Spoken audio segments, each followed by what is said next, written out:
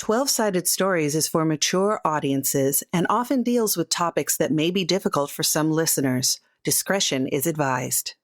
In the city of dreams, everyone wants to be a star, but at what cost? 12-Sided Stories presents Otherworld Hollywood.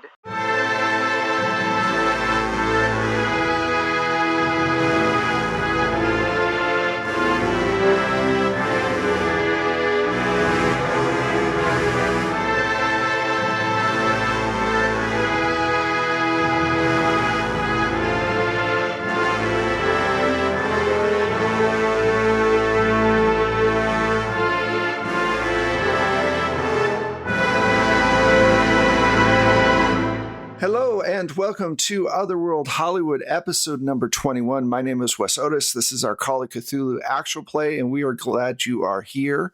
We have some wonderful players. Let's start with Candace. Hello, everyone. My name is Candace, also known as Candace the Magnificent. My pronouns are they, she, and today I am playing Evie Belafonte, she, her. Hello, everyone. I'm Sam Starr. I use she, they, and the occasional they pronouns. And today I am playing Imani DeVoe, she, her. Hey, I'm Michelle, and I am playing Belle Bellington, who still hasn't given up all of her old ways.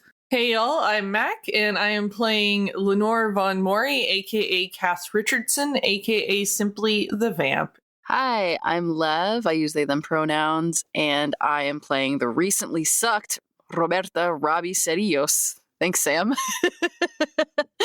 They, she. Enjoying the show? Then take a moment to join our Patreon. Support the podcast and get early access to episodes and bonus content. Head to 12-Sided Stories Patreon today. What a great place for a recap. So the last episode, we had a lot going on. And I'm just going to, instead of trying to go through chronologically everything that happened, I'm going to just do big brush strokes and kind of hit the major things. Robbie stuck their hand into a mirror and was grabbed by a creature, their tentacles wrapped around their arm, and told them that they would be seeing all of you later. And then it disappeared. And you all went out into the kitchen, kind of catatonic, and then found out that Cass had been scratched while Penelope had been transformed into a werewolf and was now infected. And there was a suggestion of wolf gloves, which we all had a good laugh at, but still very disconcerting. Everybody's arms are now completely clean, or at least Robbie's wrist is clean and Cass's back arm is clean because Robbie decided to scrub it to fix the infection. You just have to clean it out. You all also are dealing with the fact that Evie is gone, has disappeared from Penelope's house, and there was an earthquake that you're sure did not have anything to do with Evie because, of course, you live in LA and these things happen. Then we jump over to Evie, who met Sekhmet, and Sekhmet offered immortality, and Evie chose violence by calling Hathor to her location. Hathor and Sekhmet touched each other. There was a divine explosion. This was just a few moments before finding out that Priestess Elizabeth is a vampire, and there was a huge explosion. Evie said that she was now destitute, but Buttercup was okay. Her butler, probably not so much. Unfortunately, Priestess Elizabeth has risen from the wreckage and is flying across the now destroyed property towards Evie to kill her. Anyway, everybody was having a conversation about what to do about the fact that, was there anything that could be done to help save Cass from being infected by this werewolf who is Penelope. And Robbie said something that kind of tore down Penelope's defenses and made her feel awful. And she turned around and ran out into the night. And that's where we'll pick it up. What do you guys want to do? I'm drinking whiskey. This is a lot going on right now. We still need to find Evie. We need a plan. You hear the phone start to ring. Oh, there's no one here. I'll go answer it. Since I've been staying here, I think I would feel like I was supposed to. That makes sense, yeah. It's Danny from the studio. He goes, Robbie? Yes. Oh, okay, I knew you were staying with Penelope. I just, for some reason... She's out at the moment. Oh, okay. I'm sorry. There's an emergency at the studio, and What kind of emergency? What happened? Besides the earthquake, which I felt and was afraid of, very. Did you ever meet Vivian? I think technically in passing, I know who she is. I don't think we've ever spoken. Oh, okay. Well, there was an accident, and I need Penelope to come in so that we can deal with it. Do you know where she is? She's out. I don't know where or for how long. I haven't seen her. I just know she's out. Really? You haven't seen her? I have physically seen her with my eyes before. I haven't seen her in the last several minutes, though. Several minutes? But you have seen her tonight? Yes, she left. She left? Yes. So she was there? At some point. At some point within the last several minutes? I haven't been paying attention to the time, so I don't know specifically where or when. Robbie, has anyone ever told you you're terrible at lying? Every single person I've ever met, ever. Yes. So why don't we stop with it and just tell me what's going on? Because I have a huge clusterfuck at the studio right now that I need Penelope for. I said something unkind, and then she left. And I don't know where she is, and I'm still upset enough that I don't know if I want to go look for her. Was that too much honesty? Okay. No, that's the amount of honesty that we needed. Is there anyone else there besides you that I could maybe talk to? Yes. Oh, Jesus Christ. Can you put them on the phone? Like, I feel like there's like a potpourri dish next to the phone, so I'm going to stick it in the potpourri dish to like dampen the sound as I kind of trot back into the kitchen. Can I speak with an adult? Exactly. I'm an adult. I'm just bad at it. Okay. Danny is on the phone. He wants to know where Penelope is. Something bad happened to Vivian at the studio, and he wants to talk to someone who's not me, which makes sense. I would say Cass, but I think Cass is in an emotional state that I don't want to put that on her. Belle, I think you shouldn't speak to Danny at all because I think he would hate that, so it leaves Imani. But that's just my opinion. You can have a different opinion. Your opinion doesn't really leave me with much else options outside of me now, does it? Well, you can say no. No is a full sentence. Imani's gonna go over to the phone and pick it up. It smells of potpourri. Oh, cinnamon. Imani, you're... Okay, I don't even care at this point. I need to find Penelope. Where is she? I literally don't know. She was here and then she was gone. Okay, can you try and find her? I need her at the studio. I mean, I can try. I don't necessarily know if it's going to be in the time frame that you need it. Well, so look, you know Vivian. Yeah, what's going on? Robbie said something bad happened? We found her body. Excuse me. Out in the parking lot. What was around it? A pool of blood? I don't know. They just found the body. I guess I'm rather confused because what's Penelope going to do about that? Penelope is our studio manager, and she is going to help us with the PR nightmare that we're going to have when it's revealed that the cops are coming right now to talk with us about a corpse that's been found in our... She's going to PR spin it for us with the studios. That's what Penelope's going to do. Gotcha. All right. Look, I know there's some weird, like, I don't know what's going on with you guys over there right now. I have no idea. But I just need Penelope to be found as quickly as possible. So, if you could please, for the love that is all God's holiness, go out and find her for me. I would really appreciate it. I would owe you a favor. Just go get her. Okay. All right. We'll do our best. Thank you. And send her right on over. Thank you. All right. You have a good night. A good night. That's the last thing you hear him say when you hang up. Like, what are you talking about? Listen, I can't turn off my southern sensibilities. I understand that. So when Imani hangs up the phone, She looks so utterly confused and just like scratching her forehead as if tonight hasn't been long enough. So they found Vivian's body at Cudham in the parking lot. Really? Oh my God. Yeah, surrounded in blood. That's why they're trying to find Penelope. They need to PR spin it. I was gonna go look for her anyway. I'll go. Oh, okay. Do you need any backup? What's she gonna do to me? Fair enough. What's Belle's thought in this? Because a PR spin? Come on. Yeah, I know. Belle's like, take it from someone with a little experience here. There's no way to PR spin a dead body. I know that, and you know that, but there ain't no point in me telling them that. Can I just above game?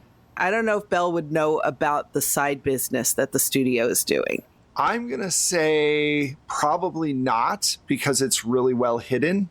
Yeah, and she would definitely have written about it by now. And Tony's not that stupid. He's not going to let you know about something that can benefit you professionally.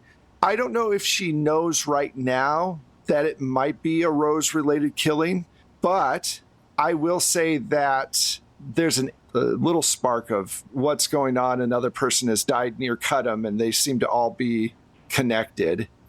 Well, I think that, I don't know, on a certain level, she may not know it has to do with the side business because she doesn't know about the side business. Right, but she may think it's about Rose. Yeah, because she may think that this is bait to get her to cover the story and get her out in the open. Well, why don't you do an idea roll for me? Oh, are you kidding me? Okay, my idea is 80. I got a 98. So Belle has no clue. No clue. No. You are clueless. Okay, so real quick, what does each person want to do? Cass is going to go out and try to find Penelope. Robbie, what are you going to do right now? Everyone's made it pretty clear that we have to have a plan before we go to find Evie. So I think Robbie's going back to the books, maybe? Well, you can go back to the books. You could follow behind Mac if you wanted to make sure Penelope was okay. I don't know if that's something you would do. No, I don't think right now, Robbie's. You don't have to go back to the books. If you're emotionally upset right now, you could try to talk to Easter. Yeah, I was going to say, I just remembered that Easter is on the counter and he's not supposed to be there. Yeah. I think actually I'm going to go up to Easter. Yeah, pick him up. Okay. We'll circle back around to that. Amane, what do you want to do? Do I do an all right thing or do I do an unhinged thing? Because unhinged says go to find Rose, because I already know what's happening. Mm-hmm. Yeah, I think actually that's exactly what I'm going to do. Okay. I'm going to go find Rose, or attempt to. Okay. You head out the door as well with Cass, and you're heading towards your car. Michelle, you rolled so fucking dog shit. I mean, so just bad. It's just an idea roll, though. Yeah. But you see, what I'm getting at is I'm going to give you a second chance to, as you see, Amani going to her car, do you think you'd follow behind Amani, or would you stay with the rest of the group who's going through all this existential dread? I don't know that I'd follow Amani, simply because I do know exactly what happened to Johnny. Okay. For tailing Rose. And if I follow Amani... you might get in trouble. Right. That makes sense. That's a good call. I do think I would feel more comfortable with the gun Tony gave me for protection, like when we were still married. So I might want to go home and get it out of my safe. Okay. Let's jump around a little bit then. Let's start with Cass. Cass, you walk outside the house and you suddenly feel your skin light up and you feel like little goosebumps all over, and you can smell all of these different smells at a different level than you have before. And you can literally pick out Penelope's scent, the perfume that she wears, on the wind. And I'm going to use this example because it's the example that comes to mind, but if you've ever played The Witcher, yes, that kind of thing where you can actually almost visualize the trail of where Penelope has run off to. I'm going to follow it. You follow it around to the back of the house to a small gardening shed, and you hear crying coming from there. Penelope. I ruined your life. You don't know that, I don't know that. You've lived with this. But it's different for you. It's gonna be different. She opens the door to the shed. Well, then you're gonna have to run me through everything. But there's another issue. Oh, what? What else? Danny called. Vivian's dead. What? What? Yeah. They found her outside the studio. And he wants you to come and spin things. Personally, I think he could go fuck himself right now. He's not very good at dealing with things himself sometimes. He wouldn't think of the fact that I'm friends with Vivian and that her death might mean something to me. Yeah, Danny's Danny. But it's up to you if you want to go to the studio. I'm relaying that information, but... And she starts to cry like it's as if everything kind of hits her again, and she starts crying even harder. You can tell that she's having a hard time keeping in any emotions at all because she's been stripped down. She's done things she's not happy about, or she's hurt a friend, and she almost hurt other friends, and now she's lost a friend. And so all of that emotion is just pouring through her as she tries desperately to hold on to some kind of stability. I reach out and I put my arms around her. Give me a power roll. Roll against your power. Okay. Ugh. Got a 27 under my 50. Okay. You can feel her start to change, but when you hug her, she goes back into herself. Mm-hmm. And she kind of pulls back just a little bit. You're still holding her, and she looks at you and she goes, I've always thought you were the greatest person, and I'm always amazed on how much kindness you have. Well, thank you. And if you let her, she's going to give you a huge, deep kiss. Yep. Let's jump over to Robbie. Robbie, you're in the kitchen, and Easter's giving you a look that only cats can give of, you done fucked up. Scoop him up. What? Bonk. I told you that it was private. I told you to stay away. I told you not to go in there, but you had to push her. She is very, very fragile when it comes to her wolf state, and you pushed her, you and your friends, and I am not happy about it. I don't feel bad for finding out. I feel bad for how it made her feel, but I don't feel bad for finding out. Well, Robbie, not everything is for you to know. You don't get to know all the secrets. I know you want to. Trust me, I'm a cat. I'm curious, but you have to know when to not push. But what am I going to do when things that I don't understand or know come and hurt my friends or scare people or come out of mirrors or try to destroy everything? How am I supposed to deal with that? What am I supposed to do about it? What am I supposed to do when I don't know things? I didn't say everything. I said some things. You said I can't know everything. You can't know everything, and the things that you can't know are the things that I, your friend, tell you, hey, don't push that button. That's all I'm saying. But... You pushed a button you weren't supposed to push, and you know it. Fine, I know it, fine. I know it. We're done with that. I know that I pushed a button I'm not supposed to push. We're done with it. We're past it. We have more problems than that right now. You're right. You do. I think that Penelope will be okay. She'll have to face what she is, and she'll have to make some decisions. I just ask that you take my counsel more seriously in the future. That's all. I haven't had people to trust very much. Pretty much just 3. And they're really, really, really, really, really far away. And these other people that I like a lot are in danger from things I don't know or understand, and neither do they. So how do I know that you're right? How do I know that you're right? Why do you get to be right? I don't know. Cat superiority? Whatever makes you feel better. I'm your friend. I have not steered you wrong yet, and there is going to be a certain amount of trust that you're going to have to give me, and I understand that. But Penelope can't hear me, so I can't talk to her. And I need you to be a bridge, and I need you to trust me. I've been around a long time. I was put here to protect Penelope and to help her, and I don't agree with what she did. I think she was wrong. That doesn't... I know, it doesn't make it easier or better, but you're important. You're very important. You can do things a lot of people can't. Why? Luck of the draw. It's all chaos. No. It's all chaos. Things just happen. Sometimes things just happen. Would you rather me say divine fate or something? No, that's worse. You have a destiny that you must fulfill? No, that's way worse.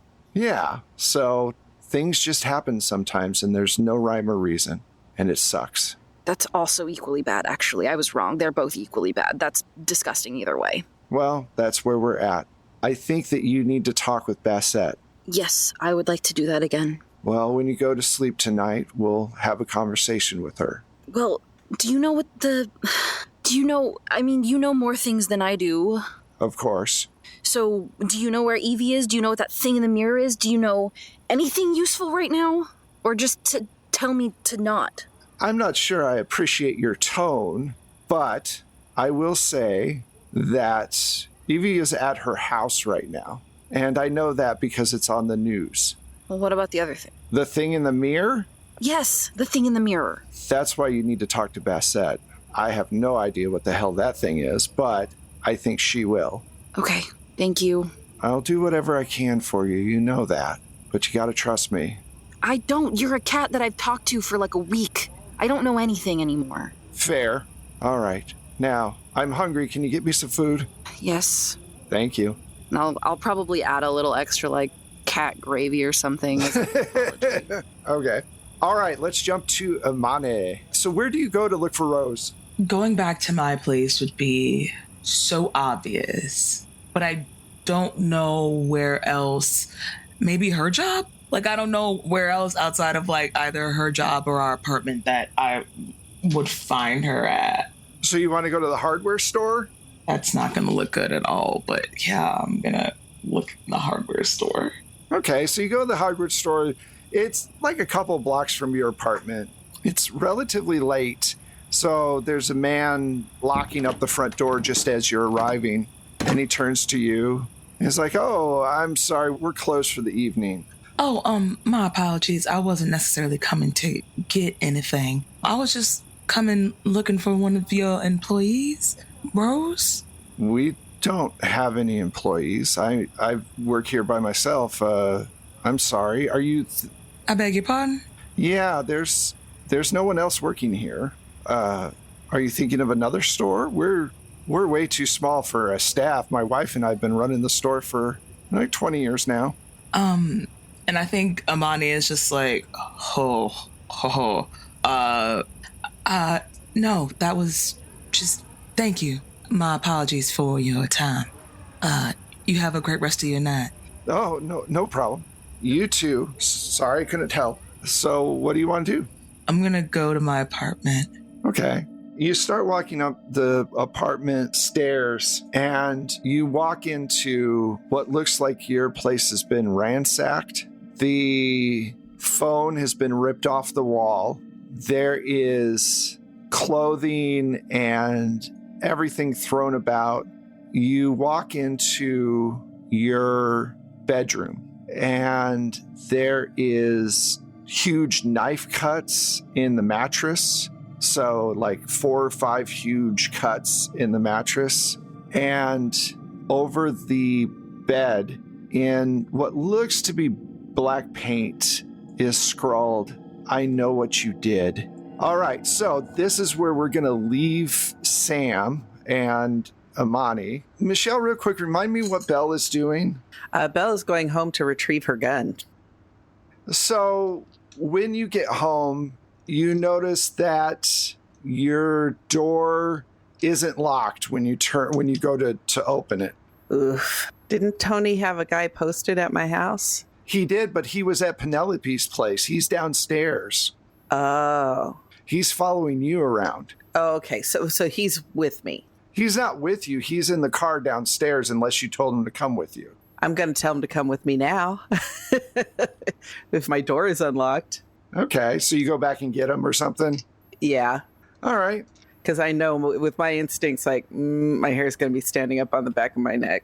All right, so you open the door up, and Tony is standing there, kind of pacing in your kitchen, and he looks over and goes, "Where the hell have you been?" Oh, thank God it's you. I never thought I'd say that, but thank God it's you. "I've been looking for you." "And you? What the You're supposed to be protecting her and telling me where she is." "I'm sorry, I didn't know. I was out by the car, and I didn't have a phone to call you," and excuses. So go to the car now. Let me talk to her. It's not his fault, Tony. Don't be too hard on him. There's been a lot going on, but not the least of which, Vivian from the studio. I don't know what she does there. I've just seen her around. "Oh, I know. She's dead." Yeah. "Yeah, I know." Do you know who did it? "I can guess. I bet you can too. She's a flower that we need to snip and put in a bouquet and throw in the ocean. That's who did it." Oh, shit. I had so much else going on. It didn't dawn on me. "I've got people out looking for her right now. I was the first phone call before the cops. Of course I know." I came back here to get my gun, because even with your man, it only takes a second to get somebody alone. "Well, I don't think you should go anywhere. I think you need to go back to our place and stay there. It's safe." I know it's safe, but I don't know how to explain it to you, but there's bigger things going on, Tony. "I don't think you quite understand. It wasn't really a request. It was more of a get in the fucking car and get someplace safe. I get that. I'm not going to let you go out there and be in danger." We're all in danger. That's what I'm trying to tell you. The world is in danger right now. "What, from some psycho with a knife and a gun?" She's the smallest part of this shit. She's How do I explain it without sounding like I'm absolutely fucking nuts? "I don't know. You're not doing a good job of it right now." There's cosmic things going on. "What the fuck are you talking about?" I know, but you believe in God and the devil and all that, right? "When my mom's around, sure, but I don't sit there and think that they're going to destroy the world or anything. The rainbow made sure there's no more floods." Well, the rainbow didn't make sure there was no more horsemen of the apocalypse. No, the man in red. "What about him?" He's not what he seems to be. "Stop being cryptic." He's war. The embodiment of war. The 4 horsemen? He's one of them. He walks up to you and he puts his arms gently on your shoulders and he goes, "Look, I know we've been fighting and everything, but I think you might need some help." He's just some mook. That's it. What's his last name, Tony? Henente or some shit? I don't know. You ever look in a Spanish-English dictionary about that last name, Jinete? I barely speak English well enough. It means a horse rider. So because of that... No, it's not just because of that. It's not just because of that, Tony. And like I said, I know I sound nuts. You do. I do. I will go with you for now, but I need to tell some people where I am. There's the phone. All right. So I call Penelope's house. Okay. The only person there would be Robbie. Oh, God. Okay. Robbie. Hi. Hi. It's Belle. I know. Okay. You got a pencil and a paper? Yes. And I give her the address of where I'm going to be and the phone number. Okay. I'm going to be there for a little bit, but... You're not coming back? I know I will come back, but I got to go there for now. Are you in danger? Say cough for yes, or just say no for no. No, Robbie. Where I'm going is where I will be safe. Okay. Okay, but I'm going to say there's someone very dangerous out there right now. You need to be careful. Okay, well, everyone else is gone. Imani left, and Cass is outside, and I know where where Evie is, though. I'll go get Evie. No, stay So- put. Stay put. Wait for Cass. Wait for Cass before you go running around. Okay? Why does everyone else get to run around except me? That's fair, but I guess we all want to protect you, Robbie. Well, I want to protect you, which is a strange thing to say because I barely knew you 4 days ago. I know, but you're a sweet kid. I won't be anything more than a sweet kid if you don't let me try. We want to keep you a sweet kid. I don't think that's gonna happen. There's war and death and a mirror monster. I think that ship has sailed, metaphorically. Okay, well, I appreciate the effort. I mean, I don't have control over you, but I would appreciate it if you'd wait for Cass and just, there's strength in numbers, you know? You want me to swing by and pick you up? No. I'll wait for Cass. I didn't say thank you earlier for grabbing me and trying to pull me out, so thank you. Oh, it's okay, kid. You know, the world's on fire right now. We got to help each other how we can. I'm sorry For what? that this is happening to you and all of us. It's happening to all of us. It's not your fault. I still feel like I was supposed to say I'm sorry. I don't know why. Be safe. Don't you do anything to put you in danger either. Without us, I guess. Nah, I'll be okay. You be safe too. All right. You ready to go? Yeah, let me just grab a few things. And I grab some clothes and I grab the gun and bullets and, stuff. You're not going to need all those bullets and the gun. You don't want to be an accessory or a perpetrator. It's just for defense. All right. Well, let's get out of here. All right. Let's jump over to Evie. When we last left, your house had been destroyed. They see Elizabeth coming towards you quickly. What do you want to do, Evie? Then if she's coming at Evie, I think Evie puts Buttercup behind her, like in one arm, says, "Listen, you bitch. You don't come at me in front of all these people.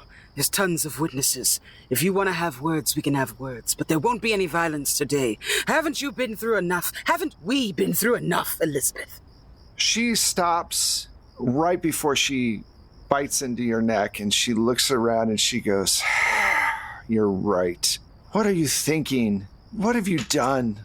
Why would you call Hathor?" Honestly, I don't even know. She said she wanted to be reunited with her sister, and I felt a soft spot because I miss my family back home. I'm sorry, I couldn't have known it was a bad thing. No one warned me. Maybe if you hadn't kept me so in the dark.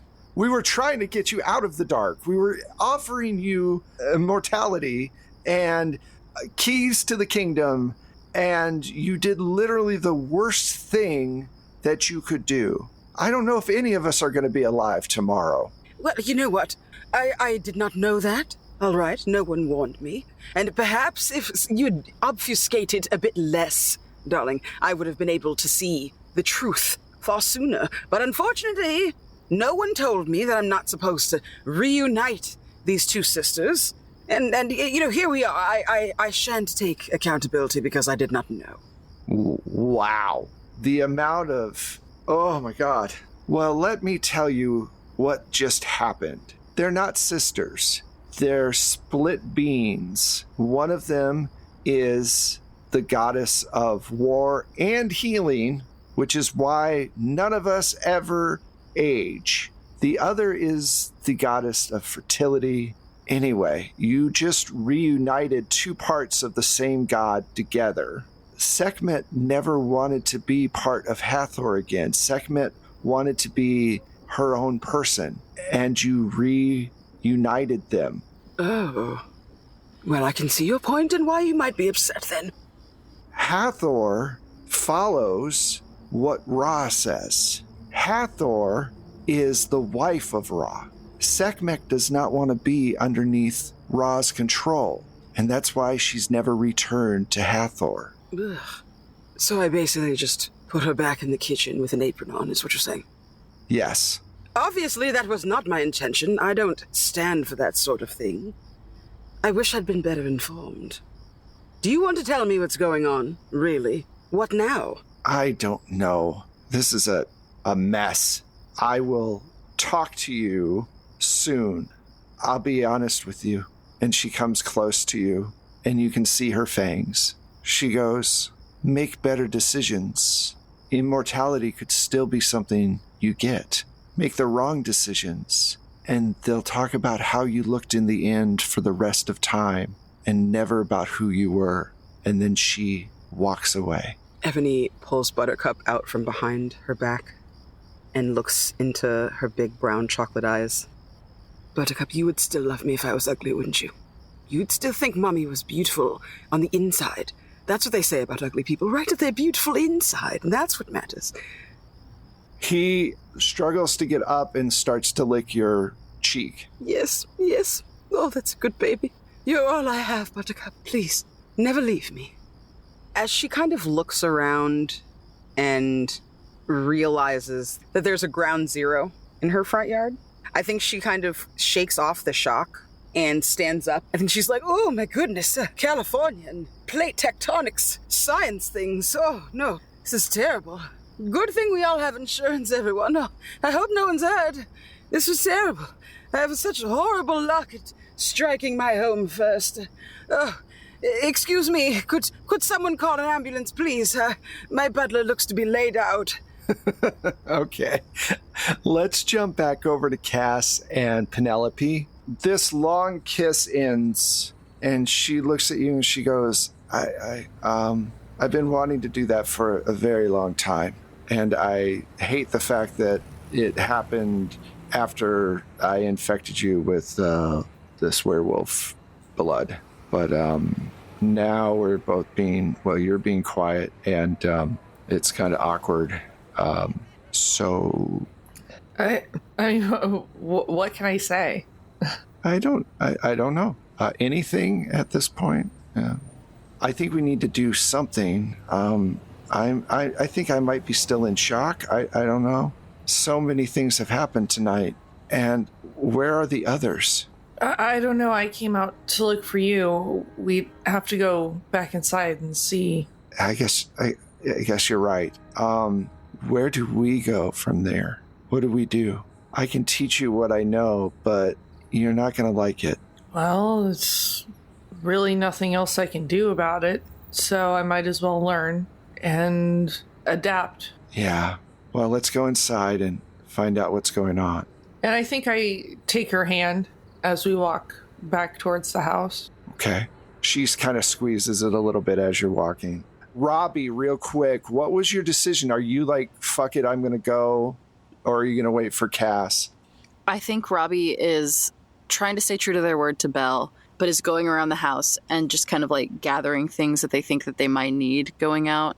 Like putting water in a thermos and grabbing some snacks and like putting them, like just kind of like packing to go, I guess. Just like not knowing what they need. Like a kitchen knife goes in there, and like a poker, like they grab a poker from the fireplace, and just kind of trying to cover all their bases so that as soon as Cass comes back, they can be like, we're leaving, we're going to get Evie, let's go.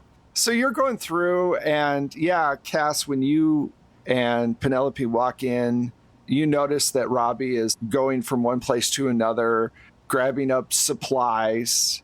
What are you doing? We have to go. I know where Evie is. We need to go. Where is she? At her house. Well, let's go then. Okay. I don't know where Amani went, though. She left. Oh. And Belle is going to, and I'll hand the paper with the location on it. She says she's safe. I don't know when she'll be back. She didn't say. And she said there's safety in numbers, even though she's separating from us, and so is Amani, which feels crazy. But, oh well. This is all crazy. Yes. But let's one thing at a time. Yeah, we should go find Evie. Then there'll at least be 4 of us. Yes. All right. So the 3 of you head out to go find Evie. I think on the way out the door, Robbie, not knowing how to do this apology, just goes, sorry, to Penelope and keeps walking. She turns to you and says, please don't be. I should have trusted you. You were being a good friend, being here. No, I was mean. I was harsh. We forced you to do the things. The cat really gave me a talking to. The cat really talks to you? Oh yeah. He says he's here to protect you and that he wants to keep you safe. And the fact that we had made you open the door to show us was bad. He sounds judgy. He is. He's so judgy. He's also the general of the Dreamland, so there's that too. I wonder why I can't speak to him. That's weird. Have you bonked foreheads with him? Well, I did when you told me, and he didn't. Oh, right. He didn't say anything. Yeah. He said that he can do it with me, but not I don't know if it's not anyone else, but not a lot of other people. And I don't know why it's me. He said it's chaos, and I don't like that answer, so. It's okay. Can I have a hug? Yeah. She gives you a hug and says, it's all right. I'm sorry too. And you guys head towards the car. And we're going to jump back over to Belle. Belle, you're driving in the car, and it doesn't take you very long to realize that he's not taking you to your old home. Secondary location, motherfucker. Tony, where are we going? I have to make a stop real quick, and then we're heading to our place. A stop. Yeah, a stop. Where? You'll see. It's no big deal. Relax. It better not be the nut house, Tony. I'm telling you. I swear to God. Look, you're acting just a little weird, and I think you need a little help. No, I'm acting a little weird because there's a lot of weird stuff going on. That may be, but I got a woman chasing around killing people. I think that gives me some license. Yeah, but then you started in with the whole war thing and all the other... I knew I shouldn't have told you. I knew it because... Look, I'm just concerned. I want the doctor to take a look at you. That's it. Tony, I don't need a doctor. Yeah, you do. I need to be in a safe place, and I need to be where my friends can find me. Take me to the house. Right then, he starts to pull up to an asylum. And he goes, look, we're just going to talk to the doctor for a second, all right? I get out of the car. If it slows down, I get out and start running. Yeah, he stops, and you start running. He yells to his guide to grab you, and you're running. Serpentine. And that's where we're going to end this episode. Bastard. Are we going to jailbreak an asylum? Because I'm into it, but also... That's where we'll end it for this episode.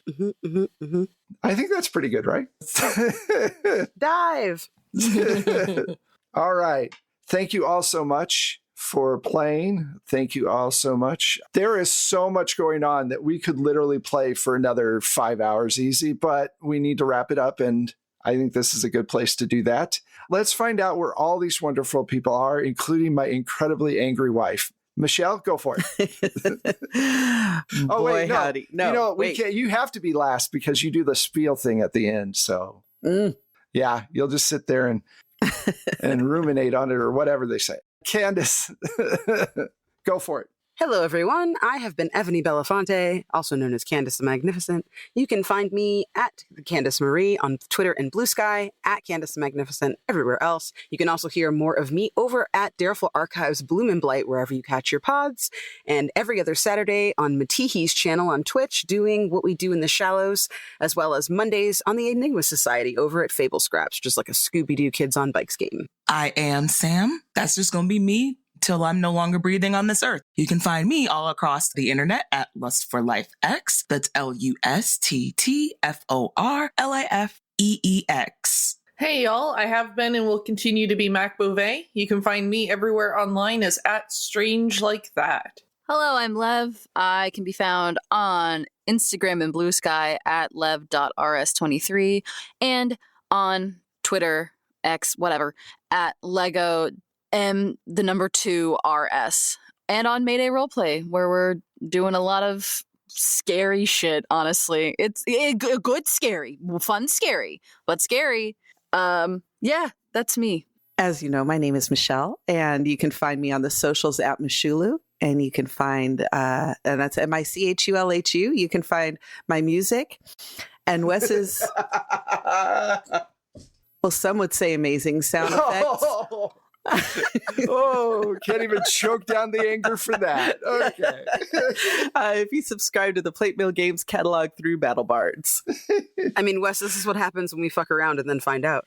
Yeah, exactly. And oddly, I still put my hand in the fire.